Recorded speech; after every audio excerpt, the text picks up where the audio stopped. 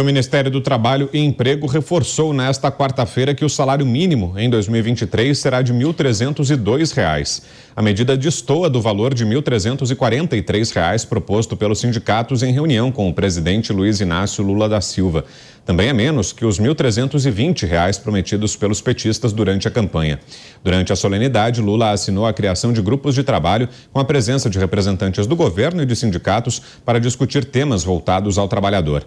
A previsão é de que haja a construção de uma proposta para a política de valorização do salário mínimo em até 45 dias. A tendência é que o novo valor seja apresentado em 1º de maio, quando é celebrado o Dia do Trabalho.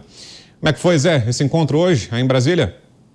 Pois é, os sindicalistas velhos estão de volta ao Palácio do Planalto, agora, evidentemente, mais pobres, porque caiu e muito, né, a contribuição sindical depois da reforma trabalhista. Esta é uma realidade por aqui. Em política se diz o seguinte: não se pode fazer uma reunião sem saber o resultado dela. E mais ainda, quando não se quer resolver nada, se cria uma comissão ou mesmo a possibilidade de um grupo de trabalho. Foi o que fez Lula. Criou um grupo de trabalho e a história é jogar para depois uma política permanente de reajuste, atualização do valor do salário mínimo e pronto. Os trabalhadores foram lá tirar fotografia, saíram de mãos abanando. Mas aí tem um ponto positivo, porque interrompe esta marcha insensata de gastar, gastar e gastar e não se preocupar com a arrecadação, ou seja, com o controle fiscal. Isso está levando o Brasil a uma dificuldade muito grande. O mercado está desconfiado. E quando Lula fala em aumentar o valor do salário mínimo, acreditaram os operadores de mercado e viram que, em nome disso, está um gasto maior para os cofres públicos e isso significa desequilíbrio fiscal.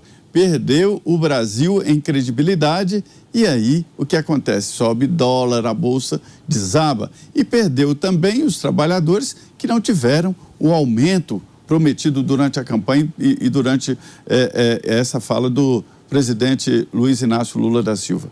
O que acontece é o seguinte: um governo que ele está no início do governo, um governo que respeita a solidez fiscal é muito melhor para o mercado e muito melhor, inclusive, para os trabalhadores, porque uma política salarial eficiente é uma política boa, econômica e que possa dar empregos a todos. Mota. A política é uma estrada pavimentada com decepções. Nas democracias ocidentais, os poderes executivo e legislativo são escolhidos através do voto popular. No Brasil, voto popular universal obrigatório.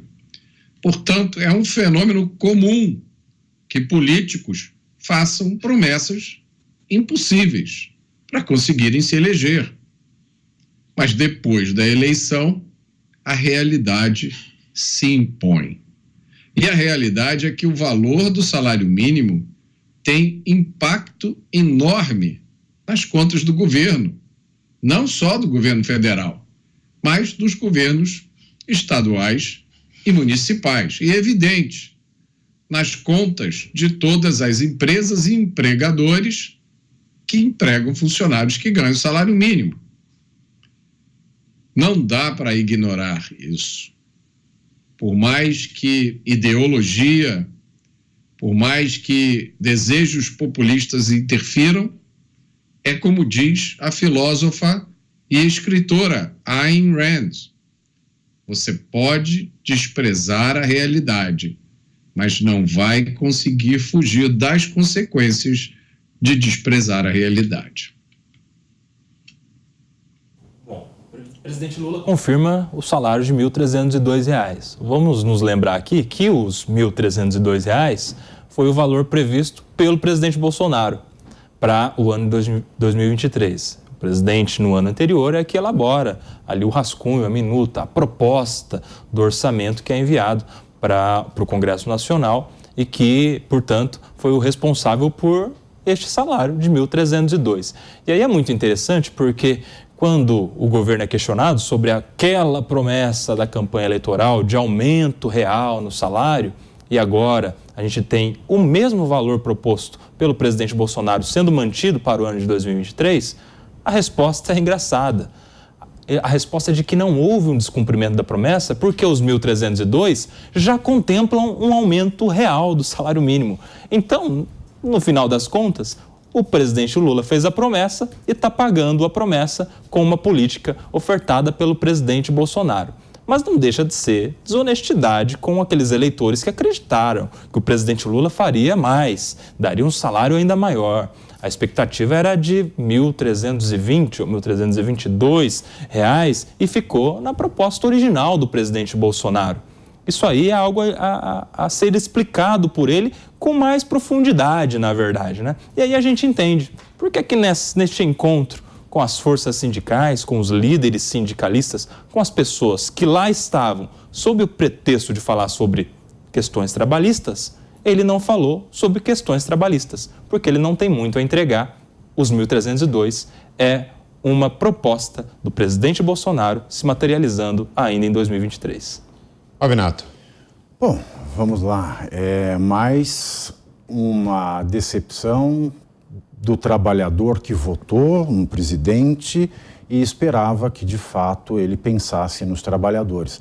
Ainda mais alguém que vem do movimento sindical. Ainda mais de alguém que vem de um movimento que fazia greves para aumento salarial e melhora das condições de trabalho.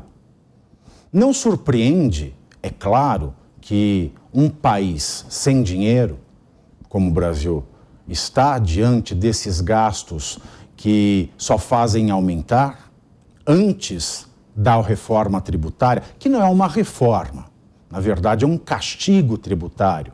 Porque cabe lembrar que o teto de gastos, ele foi tirado de lado e substituído com o jogo das palavras da âncora fiscal. Ou seja, a racionalidade econômica do Brasil não vai estar mais no limite que o agente público pode gastar. O agente público vai gastar, mas a âncora fiscal, ou seja, o contribuinte vai pagar cada vez mais. Logo, antes desse castigo fiscal que nós estamos prestes a sofrer, nós já tivemos o aumento de 13 ministérios, nós já vimos a criação de procuradorias, nós ouvimos falar hoje sobre a criação de um observatório da imprensa dentro do Ministério da Justiça, e dentro de cada um desses 13 ministérios que foram criados do nada, secretarias, subsecretarias, delegacias e quantas mais ias nós pudermos imaginar.